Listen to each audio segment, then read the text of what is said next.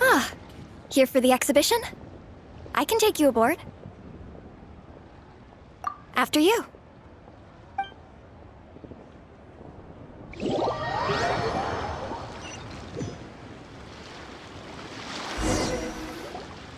Whoa! Look at all the antiques on this ship! It's almost too much to take in! Greetings. I trust you've been well since last we met? Aha! Speak of the devil! You're right where Hotel said you'd be! Ah, so Director Who gave me away, did she? Don't act like you're up to some super secret business! We know you just do whatever you feel like. Yo, Traveler, Paimon, what's up? It's been a while, you two. Happy Lantern Rite. Beidou! Yunshin! It's great to see you! You're here for the exhibition too? Yes. When I heard these artifacts were from ancient times.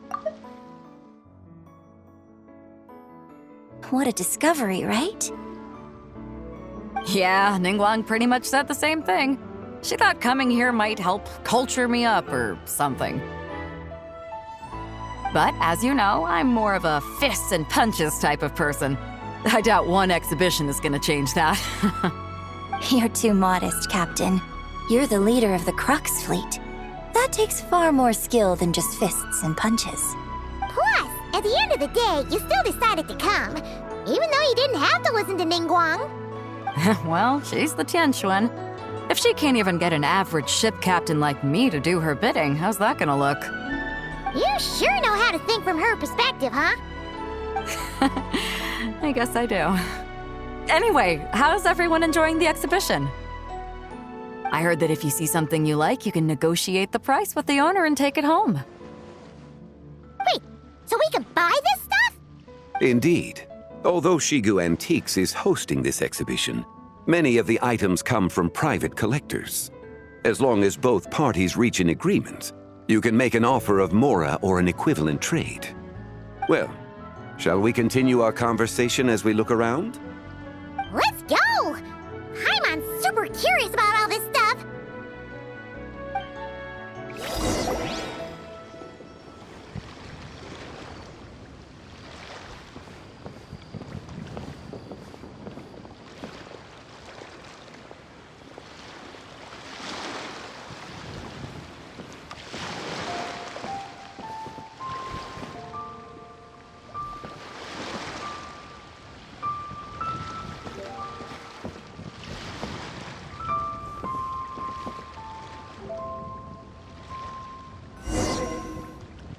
Whoa! Look at this painting! There's a huge toad on it! Could it be... Huh. This material is quite unusual. It doesn't look like paper. More like silk or some other kind of fabric. Yeah, I was thinking the same thing. Well spotted. This is a painting of Jianju, the Moon Devourer, made primarily with mulberry silk. Such craftsmanship is rarely seen in modern-day Liyue. Ha! Jianju the Moon Devourer! Paimon knew it! That toad made it super obvious. What's that? A new dish at Wanmin restaurant? No! It's a kind of lunar eclipse. You heard about how the moon disappeared recently, right? Oh, yeah. You're saying a toad did that? That's what the legend says. So, nothing to do with food then. Noted. And the figure next to the toad. Is that the white horse Adeptus? From the stories I've heard, her palace lies on the moon. That would seem to be a logical assumption. No. In fact, this item was discovered in Chenyu Vale, and many years ago at that. Oh, so it's from Chenyu Vale? Actually, that's not quite right. You see, this painting is primarily comprised of mineral-based pigments, such as cinnabar and azurite, which are usually found within stratified rock. This suggests its place of origin may very well have been the chasm. You could have just started with that. You're as knowledgeable as ever, Mr. Zhongli. I had only ever heard the legend of Jianzhu the Moon Devourer, but now seeing it depicted in this painting, I wonder. If I purchased it, perhaps it could serve as inspiration for a new opera. Though I'm not quite sure who the painting belongs to right now. A splendid idea, Miss Yoon. Perhaps in lieu of Mora, you could offer the lyrics to said opera as recompense. The lyrics? But to whom? Why, to me, of course. I am the owner of this painting, after all. Wait, so you're one of the private collectors of the exhibition? No wonder you knew so much about the painting. But lyrics in exchange for a precious antique? My work could never possibly be of equal value. I don't know about that. I'm not much of a scholar, but even I know your operas are in a league of their own. An astute observation, Captain Beto. In my possession, this painting is nothing but a lifeless artifact. In your hands, however, it could be transformed into a new piece of art entirely. Quite the worthy exchange, no? But I'm not sure when I'll be able to finish writing it. It certainly won't be ready this year. Allow me to be equally forthright, Miss Yoon. This silk painting is merely a copy I made of the original work. There is no need for such concern over its value. Huh? So it's a fake? I had no idea you were such a skilled artist, Mr. Zhongli. I pride myself on having some knowledge of antiques, but I didn't notice anything that would point to it being a replica. You never cease to amaze me, Mr. Zhongli. You flatter me. All that said, Miss Yoon, you must accept. Truly, I insist. Huh. He's gone from handing out fake Mora to fake paintings now, huh? Your kindness is impossible to refuse, Mr. Zhongli. Rest assured, I'll be sure to return the favor. I shall look forward to it. Man, that was quite the find. Huh. I should buy something too, if only so I can show it off to Ningguang. Let's keep going and see what we can find.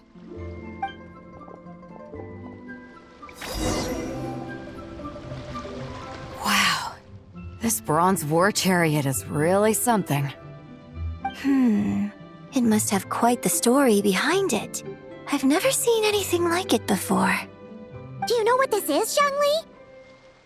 Ah, I heard from Miss Linlong that a carriage made of Celadon jade was unearthed in the chasm. A copper canopy, a body adorned with flowing clouds and geometric patterns. Yes, this must be the one. A precious piece indeed. This thing's gotta be thousands of years old, right? Crazy to think people back then were capable of such intricate metalwork. Too often, we view the past and future through the lens of the present. Objects that fascinated us as children seem crude later in life. And that's only after a few decades or so of separation. If one were to stretch time across hundreds or thousands of years, one might discover that time is not always a force that pushes things forward. It would seem the people of that era managed to create a remarkable civilization in their own right. Makes me want to get my hands on this even more. Ningguang's gonna be so jealous, don't you think? Has this war chariot caught your eye, Captain Beto? Oh, you must be Linlong from Shigu Antiques. Nice to meet you. This exhibition has been amazing so far. Well, that's all thanks to supportive patrons like you and Mr. Zhongli, of course. As for this war chariot, it was discovered by an archaeological team sponsored by Hoishan Hall. The price comes in at 90 million Mora. How much? 90 million? Woo, looks like my eyes were a bit too big for my wallet. Quite a bargain. A bargain? 90 million Mora could feed Paimon for like 1,000 years! And if you actually went on an eating spree that long, perhaps you'd be considered an antique worth that kind of Mora, too. What, 90 million? Nuh-uh! way more than that!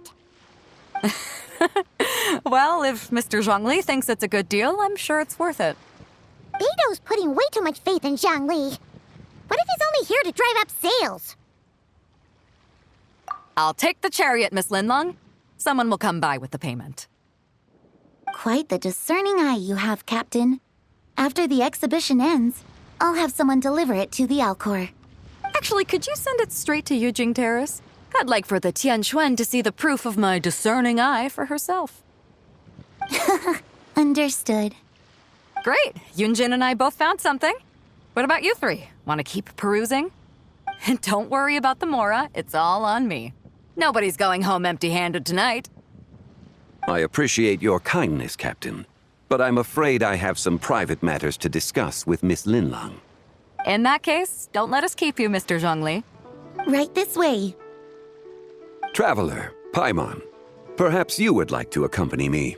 What? So you can show us another bargain antique that's so far out of our price range it's not even funny? Other people are always demanding Mr. Zhongli's time, but it's quite rare for him to extend an invitation himself.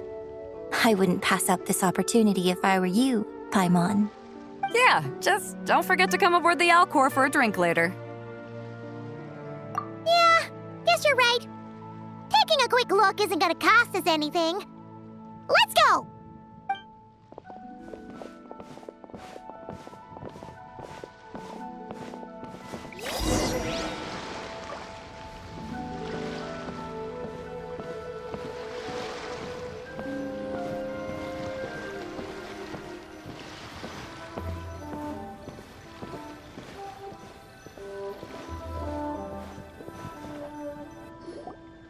These are all the jade pieces that were found, Mr. Zhongli. Wow! So many styles! What kind are these? These are a type of ceremonial jade. You're familiar with Chenyu Vale's rain jade, right, yes? Oh, yeah! So these pieces are all used in the rain jade ceremony?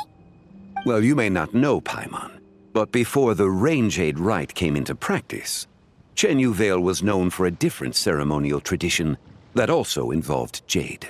The Bi is used to honor heaven, the Cong to honor earth, the Gui to honor the east, the Jiang to honor the south, the Hu to honor the west, and the Huang to honor the north. These form the 6 ritual jades. It's unfortunate, however, that Miss Linlong's set is missing both the Gui and Hu pieces. Oh, I know. These jade artifacts are from such an ancient time. It's proved difficult to track them down, even for our establishment. No matter. You happen to have precisely the piece I was looking for. Huh? This broken jade token? I didn't expect this to catch your eye, Mr. Zhongli. It isn't one of the 6 ritual jades. An affect belonging to an old acquaintance of mine. An old acquaintance? One of your collector friends, Mr. Zhongli? You could say that. Traveler, take a closer look.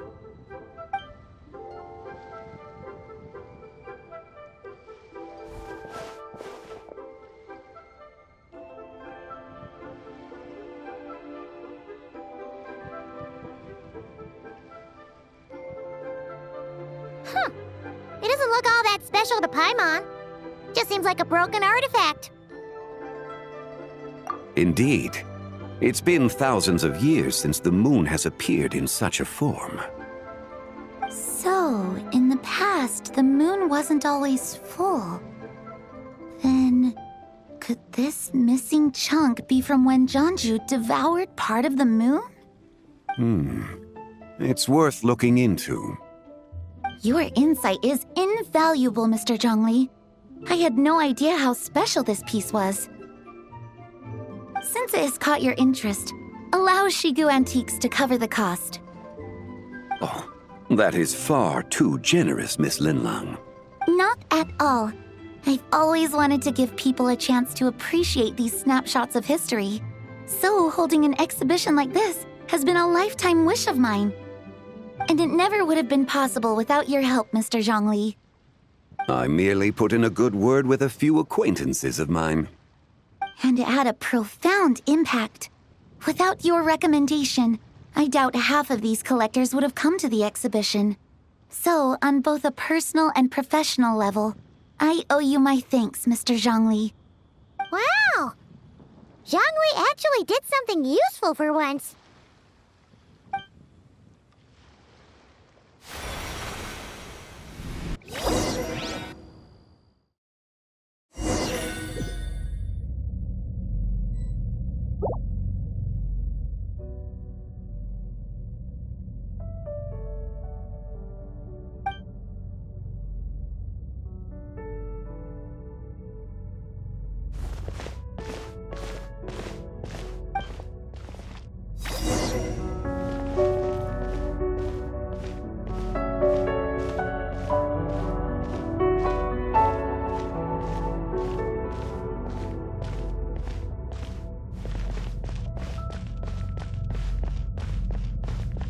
Three, 5, 7.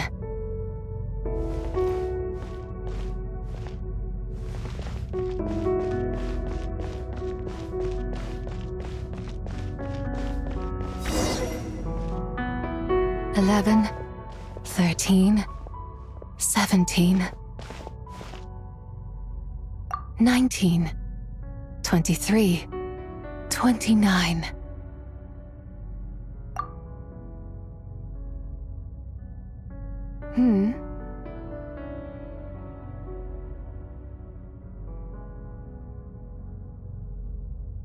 You also enjoy counting in such a fashion, lost child? The same loneliness as them. It seems to exist in your heart as well. Me? I'm sorry, I don't remember. The shadow of the moon? Or a dream of time?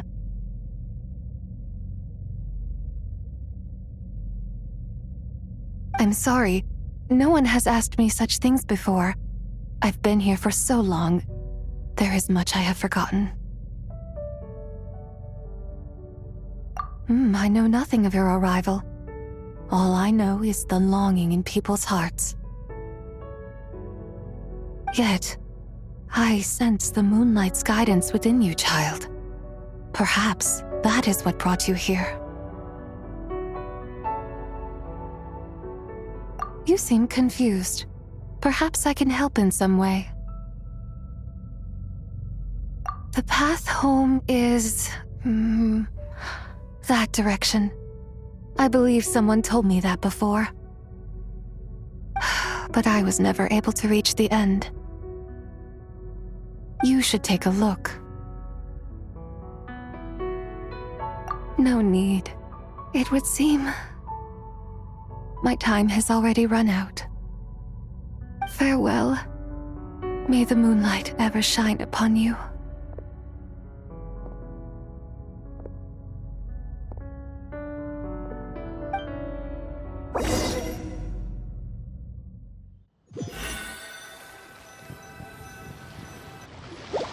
Wow!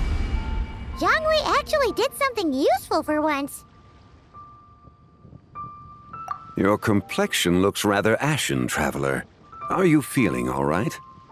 Yeah, what's wrong? Does your stomach hurt? Huh? What are you talking about? You were right here the whole time. Ah, I see. I'm afraid we must take our leave, Miss Linlang. My friend has taken ill and I must escort him to get some rest. Of course. Traveler, Paimon, please, come with me. Ah, yes. Regarding the payment for the jade token. Charge the expense to the Wangsheng funeral parlor if you would.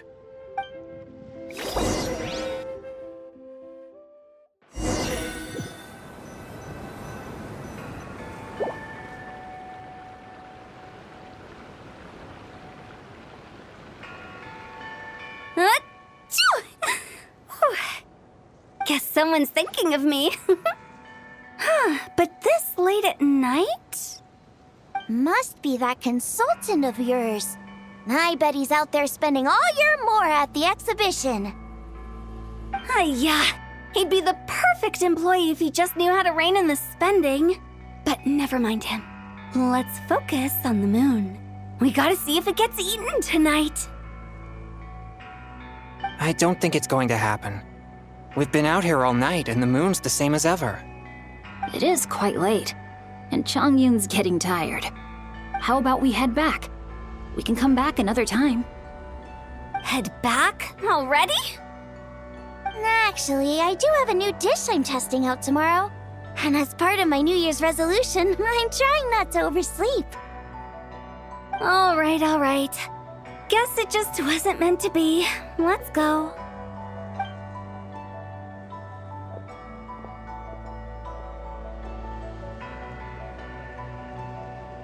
When the sun's out, bathe in sunlight. When the moon's out, bathe in moonlight.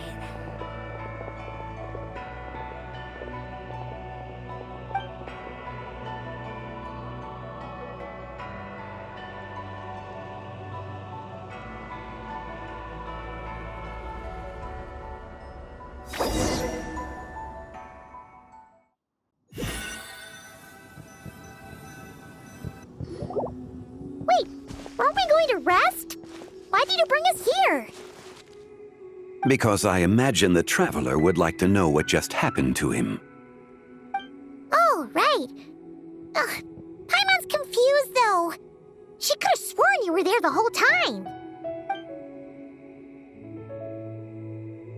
Oh, how is that possible? It sounds like his spirit formed an inexplicable connection with the being in that space. Ah, you suspected from the beginning, didn't you? Indeed, the being you met is the fabled White Horse Adeptus, and the original owner of this jade token. Her name is Tsibai. Wait, does that mean she's inside this token? No, she does not reside within this token, but rather within the moon's shadow. This token is merely a medium. Word has it you accomplished quite the feat in Nodcry. You and your friend brought the Frost Moon back to Tevat. Tell me, did you ever wonder about the other moon? The one that hung in its place for thousands of years? We never really thought about it, but it must have been a fake, right? A fake moon! Indeed, it was false. Its true nature, nothing but a projection of the moon. It also happens to be the prison that confines Tsibai to this day. Wait, the White Horse Adeptus is trapped inside that projection? Then we need to rescue her! But the moon in the sky right now is the real one, right? Where did the fake moon go? And why can't Paimon see it? With the return of the true moon, the shadow naturally lost its place in the heavens. Now, it is disintegrating bit by bit. It's a process that comes and goes. When it occurs, it looks like the moon is being obscured by a black shadow. But when it stops, the shadow disappears and becomes invisible to the eye. So, you're saying there's an invisible fake moon blocking the real moon right now? Indeed. Okay, this is not what Paimon was expecting. My hypothesis is that people's wishes could be what trigger the periods of disintegration. After all, when you experienced that episode just now, it was precisely when Miss Linlong spoke of her own wish. Wait, is that because the White Horse Adeptus answers people's wishes? The legend must be true then. So, that means the more wishes we make, the faster the fake moon will disintegrate, right? Then it won't be long before the White Horse Adeptus is free! Quite the contrary. After countless years trapped inside, the two have merged into one. When the moon's shadow is gone, Tsibai will cease to exist in this world. So, by bringing the moon back, we actually hurt the White Horse Adeptus? Do not burden yourself with such thoughts. Because of your actions, a promising opportunity has presented itself to us. Let us not forget, what is crumbling is also precisely that which imprisons her. Yes, and that is why I invited you here tonight. Your connection to that broken jade token confirms that you can do what I envision. However, while I had hoped to receive your assistance, this matter could have significant ramifications. I must admit a certain reluctance to implicate you in more of Tevat's secrets. Often, the deeper one's knowledge of such matters, the harder it becomes to extricate oneself from them. You are someone who once traveled through the boundless sea of stars. I cannot help but wonder, perhaps it is wrong for your fate to become too entangled with the fate of any one world. Such is your conviction, then. Since journeying beyond Lille, you have had ample time to reflect on these matters, it would seem. Very well. The first secret I must reveal is that Zebai has long since passed away. The being within the Shadow Moon is merely one of the 3 deadly selves she severed before her death. Wait, the White Horse Adeptus is dead? Weren't you supposed to tell us how to fix this? Now it just seems even more impossible! Please, remain calm, Paimon, and allow me to explain. The 3 deadly selves is a practice used by those engaged in spiritual cultivation. The intent is to sever the 3 vice-laden mortal selves to reveal one's true, pure self beneath. However, Zebai's 3 selves are more complicated in nature. Because in the moment before her death, someone preserved the shattered essence of her soul and placed the fragments within her 3 deadly selves. If we retrieve the 3 fragments of her soul, there is a chance we can restore her presence in the mortal realm. So that means we can bring her back to life? Yes, provided we retrieve the fragments of her soul's essence from the 3 deadly selves. Indeed, the being you encountered was Zebai's first deadly self, Ziju. After Zebai's death, she ascended to the heavens and became one with the Shadow Moon. The essence that resides within her is a heavenly soul, also known as Taiguang. Thus, this self is the closest to Zebai's true nature. That said, because she is trapped within the Shadow Moon, we have no choice but to seek out the other 2 soul essences first. Then we can unite them as one. Her second deadly self is called Ziju. After Zebai's death, she fell into a slumber deep beneath the earth in what is now known as the Chasm. The essence within her is the Earth Soul, also known as Shuangling. She is the self that inherited most of Zebai's memories and wisdom. The chasm?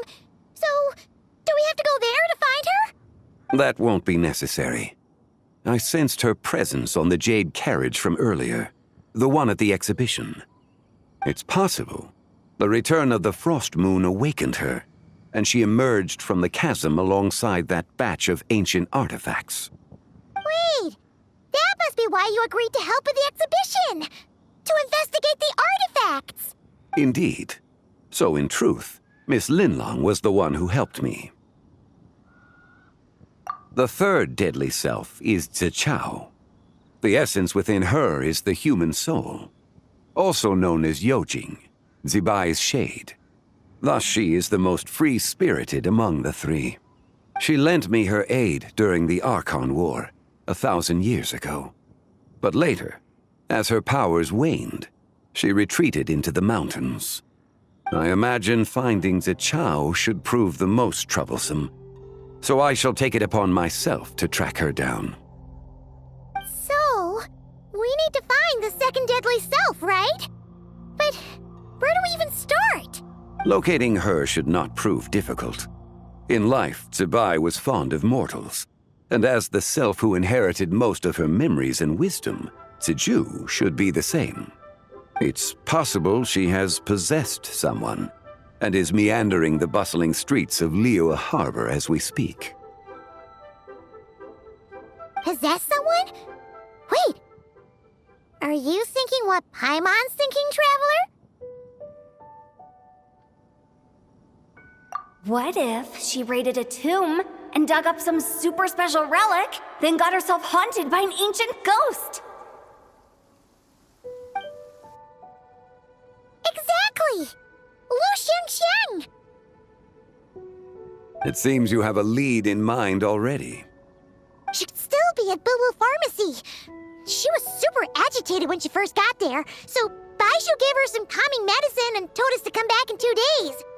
Do you think it could be her, Zhongli? It's quite possible. The deadly selves are impure beings that can easily influence mortal minds. A sound plan. Well, I should get started on my own investigation then. But you're leaving already? I must. Zichao went into hiding after the Archon War. If I am to have any success tracking her down, and there's no guarantee, I should start sooner rather than later.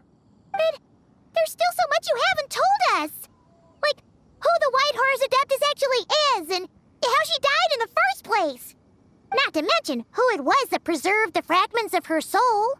Should our endeavor prove successful, then naturally those answers will follow. If not, speaking of them would be rather meaningless. Aw. It would seem that this is a question you are unwilling to set aside. Very well. I shall tell you. It was the Avatar of Time. Ah, so you know of her existence. The ruler of time saved her soul. Indeed. Preserving what remained of Zibai's soul in the moment before her death. Only the power of time could be capable of such a thing. However, there is no telling what effect it has had on the 3 deadly selves. In other words, you must exercise caution when seeking out Ziju. On the night of Lantern Rite, countless Shao lanterns and the wishes written upon them will be released into the sky. I estimate that this event will trigger the Shadow Moon's collapse. When that happens, the cage that confines the first deadly self will open. That is our moment to act, but also the moment where all could be lost. For if we fail to retrieve the other 2 soul fragments in time, Zibai's resurrection is hopeless. As I mentioned before, the answers to your remaining questions should come in time, providing our efforts bear fruit. Let us hope that all proceeds smoothly in the days to come.